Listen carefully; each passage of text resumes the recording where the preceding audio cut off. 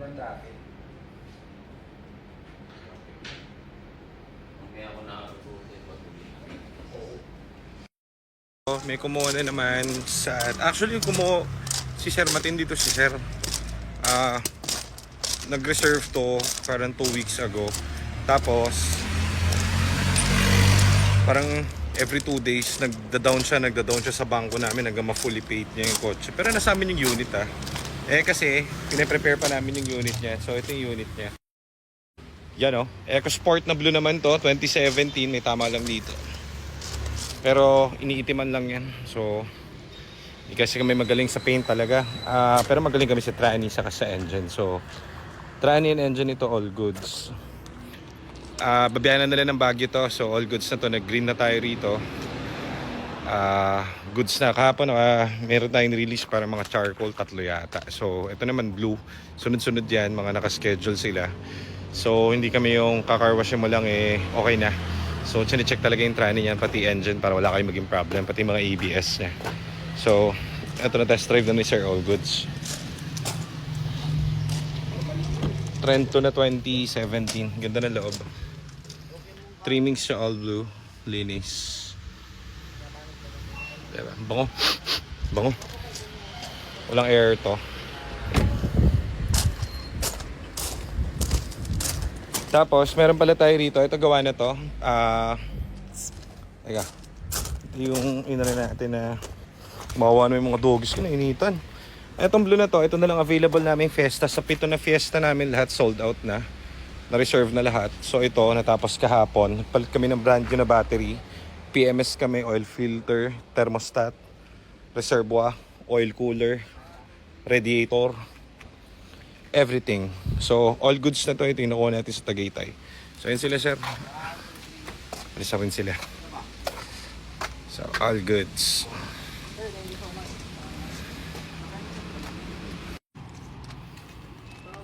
Ayos. Pogi.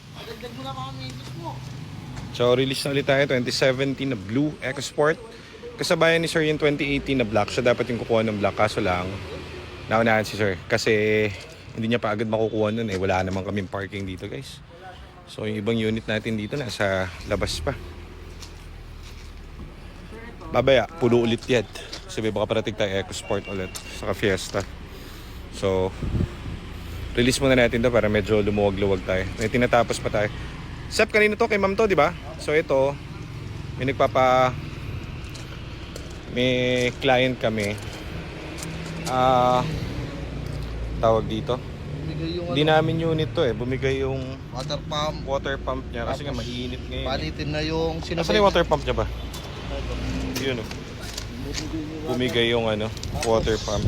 Ito yung nangyayari kapag malalim na yung tinakbo. Timing belt niya. So papalit pag nagpalit ka kasi ng guys, water pump, sabay na komplikado ka mag-timing. So ganyan. Unit ng to ng client natin to, hindi galing sa amin tong unit na to. Bale, pagawa lang kasi yun nga, nagka-leak yung niya. Tumirik to sa kalsada. So pag mga ganitong unit, mapiprevent nyo naman yan. Marami akong kilala, mga nagdadala rito.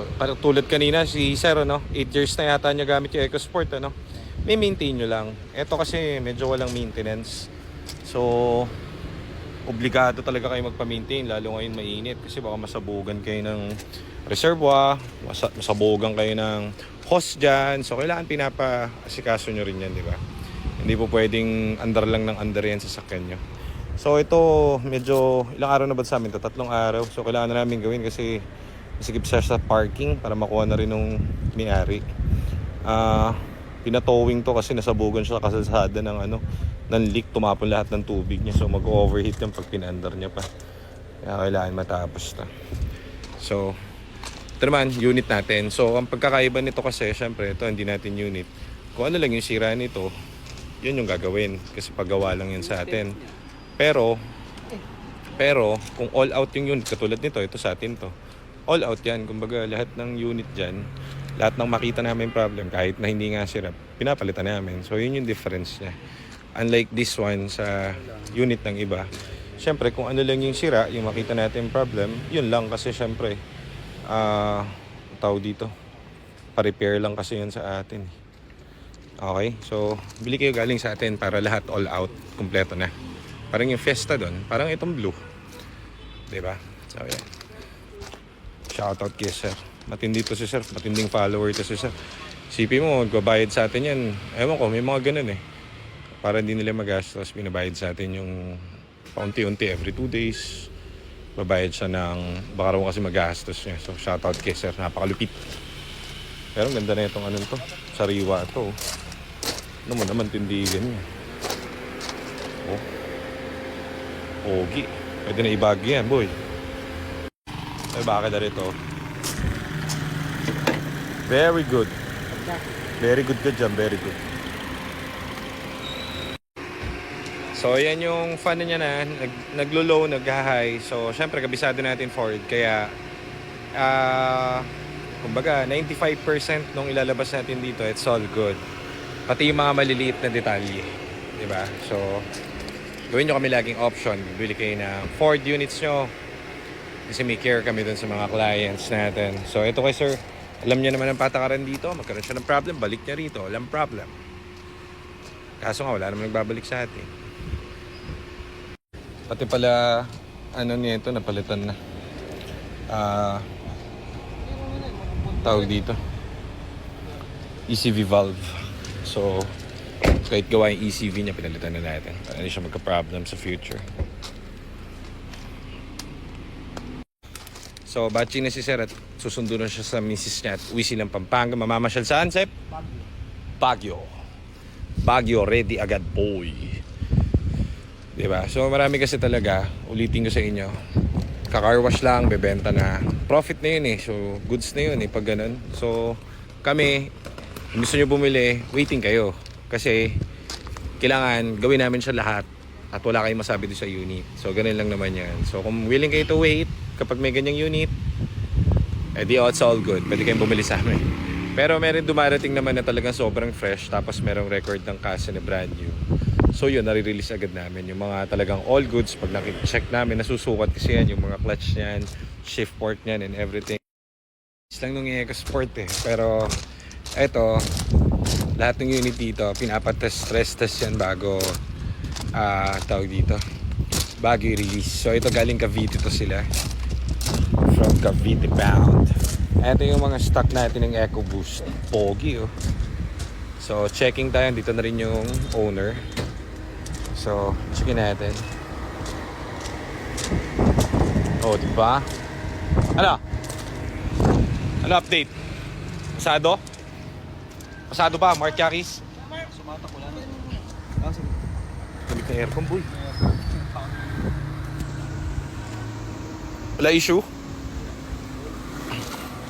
So yan, pag nag-approve na sila, so pwede na natin release. So, dito na yung may-ari eh. So, tara, release na natin to. All goods eh. Checkin muna natin yung mga engine and everything. Wala check engine? Wala lahat.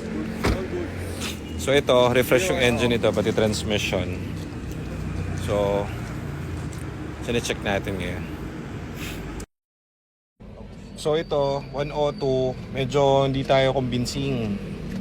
Napalitan na to yung mga dapat palitan dito. Pero hindi kami convincing. Kahit na sabi ni Mark all goods at walang problema, meron pa rin tumataas. So dapat dyan, nasa 90 lang to 95. So tara, palitan natin muna ng alternator to radiator bago nila kuhanin. Para all goods ang biyahe syempre. And, mas maganda, mas lower yung temperature. So papalitan ulit natin yung kanyang temperature radiator para mas goods. Baka manipis yung nakabit dito na radiator eh. So kabitan natin ng parang 2 rows. Pogi oh. Ang brand ng radiator ewan ko eh, bago rin to eh, kaso ibang radiator yung gamit namin. Sablay eh, hindi maganda. So ito medyo mas makapal oh. So ito kabit natin. Okay, so 83 na lang, ganun katindi. Bagong radiator. Pwede na sila umuwi ng taimtim, wala nang problem.